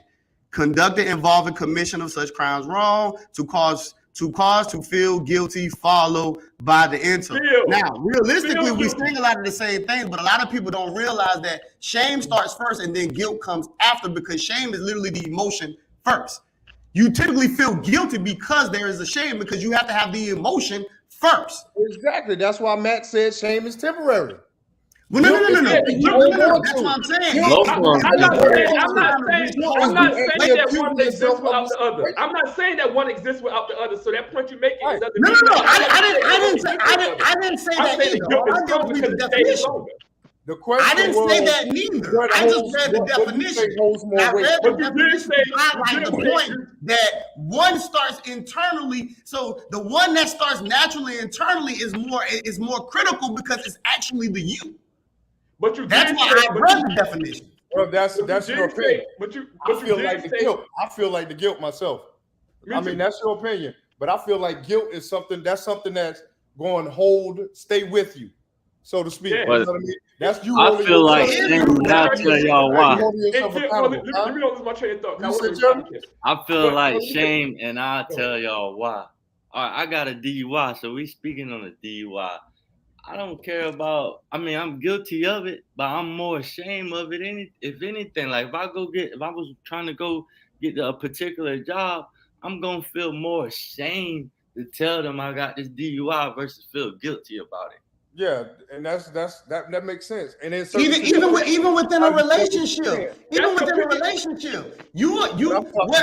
holds you more is when you feel ashamed to be able to carry yourself and just being guilty. And you killed that person. Yeah, because you drinking and driving and you wrecked. You made the mistake and you killed somebody. But look, you hold on to that guilt. That guilt is held forever. You understand what I'm saying? So in certain situations, you can twist and turn this. You'll just be ashamed to most of the time, that guilt is going to eat at you. You feel what I'm saying? But the guilt. Most of the time, you have more experience through life that make you feel shame than guilt. You don't have a guilty experience from day to day. You have a shameful experience more regularly than you have a guilt experience. Right. Guilt is usually when something traumatic happens. Something that's done. So a shameful thing can happen because you can't pay a bill. You know what I'm saying? It can be something simple that make you feel shame. Guilt, when people hold guilt towards them, it's usually something deep that's eating that. More weight. I'm not arguing against what y'all situation. Only thing I'm doing is speaking to an order. It begins with shame and then it extends out into guilt. That's all I'm saying. I'm not arguing against none of what y'all are saying. I understand the confines of how guilt works. I'm not arguing against the confines of how guilt works, but I do know in order for most people to even have guilt, it starts with being ashamed, because the shame is the actual emotion that starts with the person. Most people can't even feel guilty if they're not first ashamed. That's all I'm pointing out. I'm just pointing out. That's all I'm doing. I'm just pointing out. I disagree, because if something traumatic happens just that quick, you're going to feel guilty automatically. You're not going to have time to be ashamed if you kill. It's like in the military, friendly fire. In the military, when they kill one of their own by accident, they don't shame them for that because they know that happens. Can I make one statement? Well, Mike said. Can I please make a statement? Go ahead, Mike Joe. Now, Mike, what did you just say? You're going to feel guilty, right? You're going to feel guilty automatically. You're going to feel guilty. What is feeling? An emotion. Both of them say feeling. Exactly. That's what I'm saying. All I'm pointing out is that you cannot feel guilty without first feeling ashamed, because you have to feel an emotion first. Shame is literally the emotion. In the definition, in order for you to feel guilty, you have to at first feel shame. That's all I'm pointing out, dog. Hey, You cannot feel guilty if you don't even feel some level of Yes, I ashamed. can. I don't have to feel no shame. I don't have to what's feel your shame at all. man's name? What's your man's name that had put up the comment? Let's how he do it? What his channel? Agree to disagree. Let's just agree to disagree. Hey, if you Let's kill get your it. own buddy Yeah, on let's accident, agree to you gonna disagree. feel more shame. What you about than to guilt. say, Jeremy? What you about to say, Jeremy? I said you got your homeboy, your buddy killed in combat or whatever. I think you would feel more shame. Like if you killed him on accident, you're gonna feel more shame than guilt. No, because it's sometimes Like the how you situation- like, how you kill your sometimes- partner? They gonna be like, how you kill your sometimes the partner? situation. Sometimes You the gonna feel situation. ashamed? Like damn. No, you can't even because you can't. A lot of times, a shame also, as we said earlier, about the norms. If it's something that is a natural accident that always Shame is happens. not. No. Shame is not about the norm. Shame is literally an emotion. I'm not saying it's not the emotion, but most Guilt people is typically more predicated upon the norm. You- Shame you is an emotion. It's not. That's completely. That's the opposite. That's the opposite. Yeah, it's the opposite. Listen, Yeah, I mean, that's I the understand. opposite. you feel shame when something is outside of the norm. You Yes. feel what I'm saying? You feel That's a guilt. good debate, We though. just was talking about the female shaking their ass and they not feeling shame because in a circle it's the norm. Right. You know what I'm saying? We just was talking about that. You feel We ain't bring up the women shaking their ass. We boy said the women are not ashamed of being more promiscuous. because it's a Basically norm. being now. a hoe. That's what we talk about. Hey, guess Hey, what? I know what you were talking about. I'm just saying we ain't brought that Right. up though. I'm gonna leave it at this though. 'Cause I'm gonna leave it at this. This is my last point. Hey, Mike, if you do something right, if you feel ashamed of, say, example, like talking to a girl that was ugly or something, you brought it out and you felt shame because of that. Because you can feel shame on something simple like that. Because you dating an ugly girl and niggas catch Okay. you with it. Okay. That Go away. finish. Is that gonna live longer with you, or the fact that you dropped your little brother on his head and he ended up passing away? Which one is gonna live? Even if you don't feel that, Your brother's situation. always gonna remember that. That's gonna hold more weight with me. Guilt is always You gonna ain't hold gonna more feel weight. guilt. You ain't gonna feel guilt because you was the ugly girl. Right. Yeah, Yeah. because you We can become talk about something multiple traumatic. scenarios You all day. become something We traumatic. can talk Guilt about is- shame most and people we don't can suffer talk guilt about on a guilt small all day thing. long. Trust you me. But But guilt- hey, let's go- disagree to disagree. You feel what I'm saying? One thing, Kevin, finish that statement you were gonna say earlier though About what? about you bringing up a relationship and the cheating shit. You're guilty of cheating, or you feel ashamed of cheating. You guilty because you got caught. You ashamed of it because it's what you did. No, Kevin was about to say that. Okay. With the relationship. Only thing I'm saying is literally like I approach everything in a literal spectrum, and I'm literally just pointing it out as such that even if you look at the definition of guilt has to dive. Guilt corresponds from feelings, but shame is an emotion. So of course you gotta have the emotion in order to then get the other. I don't What was the understand the question? confusion. I mean, we What can was agree the to disagree, but you have What to, was the in order to question? What feel was the guilty, question? you have to still feel ashamed. What was the question? You said which one holds more weight? Which one That holds was more my weight? whole Yes. argument towards the whole thing. That's my whole argument too. Which one That's comes my whole first wasn't argument. even the That's what's the argument. question. Which one holds more Yeah, weight? but whatever. Which one holds more weight? The shame holds Being more. We're ashamed- not being arguing ashamed about bypass. the weight. You can That's why. bypass being Listen, ashamed.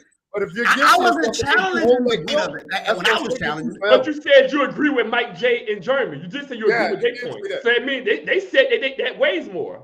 They said no. that But they listen, weighs more. but listen. It But is- I also said what I said going into it. I said I'm pointing out that there's a sequence here.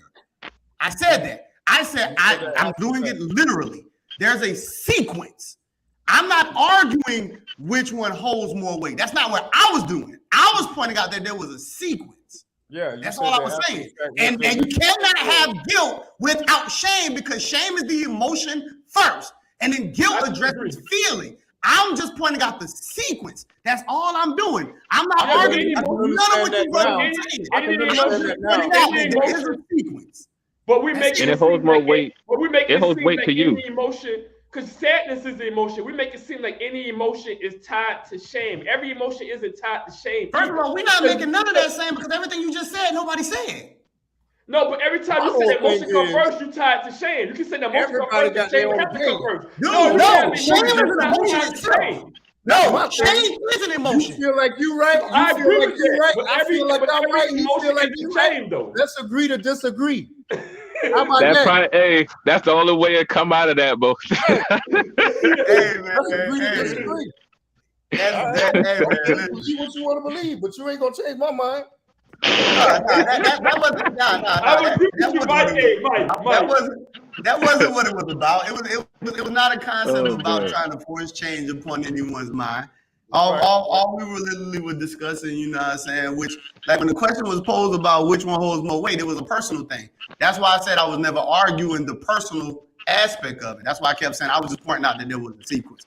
But hey, fellas, that was beautiful. I know we had this 2-hour mark. That was beautiful. I definitely love that. I definitely appreciate y'all, brothers. Y'all know before we get off, y'all know you guys have to get into the whole thing of running your plugs. So before we get up off this thing, I need Jeremy, run your plug, man. Tell the people where they can find you. What's good, y'all? Y'all can find me on Facebook, Jeremy Dinkins. Also, Instagram, Jeremy Dinkins. Get at me. I told y'all last time I'm going to have some exclusive content on the way. It's coming. Stay with me. Okay. Mike Joe, tell the people where they can find you. Man, you can find me on doing this, bro, because I don't have no social media. So you can find me on Kevin channel. That about it, bro. Most definitely. Mike, tell the people where you can find you. And y'all can hit me up at Dow.Mike or at Facebook. You can hit me up at Instagram at Mike, not 29150. You can hit me up by email, Dow_Michael@yahoo.com. Yo, Matty B, tell the people where they can find you. Same thing like Mike Joe say, man, right on here for right now. Oh, man. So just like my people say, man, one thing y'all will notice real quick to me and my people, we're very introverted. We ain't out here in the world like that with all y'all cats. So listen, humble beginnings, man. You will definitely see much more of my people and always see my people. We're going to always do what we do. We got more good discourse. It was fun, man. I love that. I love that type of stuff. It's great, man. We need that, man. We need to be able to build, man. But until the next time, this right here is Humble Beginnings. We are out, peoples.